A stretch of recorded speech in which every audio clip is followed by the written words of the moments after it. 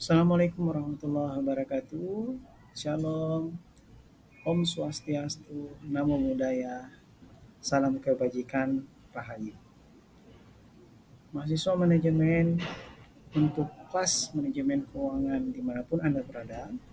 Di sesi kedua ini kita akan membahas tentang analisis keuangan.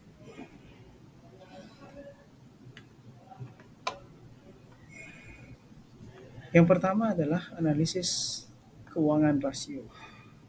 Di sini ada rasio lancar. Rasio lancar dihitung dengan membagi aktiva lancar dengan hutang lancar. Rasio ini menunjukkan besarnya kas yang dipunyai perusahaan ditambah aset-aset yang bisa berubah menjadi kas dalam waktu 1 tahun. Relatif terhadap besarnya hutang-hutang yang jatuh tempo dalam jangka waktu dekat pada tanggal tertentu seperti terancam pada atau terdapat pada neraca. Nah, sedikit berbeda dengan rasio lancar, rasio quick dihitung dengan rumus aktiva lancar dikurangi persediaan dibagi dengan hutang lancar. Persediaan dikurangi atau dikeluarkan karena dianggap sebagai aktiva lancar yang paling tidak liquid karena membutuhkan waktu yang lebih panjang dibanding dengan aktiva lainnya untuk dikonversi menjadi rupiah. Secara umum, informasi dari rasio quick akan sama atau searah dengan informasi dari rasio lancar. Rasio aliran kas terhadap hutang lancar dihitung dengan aliran kas dari operasi kemudian dibagi dengan rata-rata hutang lancar.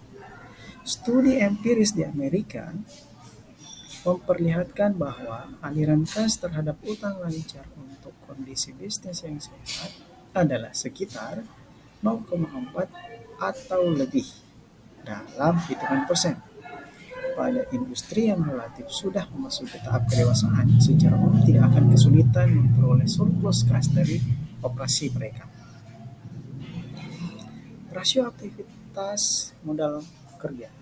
Rasio aktivitas modal kerja menghitung seberapa cepat modal kerja berputar atau menghitung seberapa lama dana tertanam di modal kerja. Beberapa rasio, rata-rata umur piutang dan persediaan, rata-rata umur hutang. Kemudian, rasio utang jangka panjang mencerminkan ketidakmampuan perusahaan memenuhi kewajiban-kewajiban jangka panjang. Beberapa rasio dalam rasio ini adalah debt ratio, rasio interest coverage,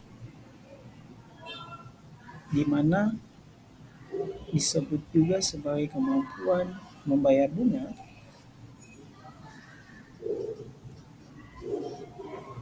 rasio interest coverage.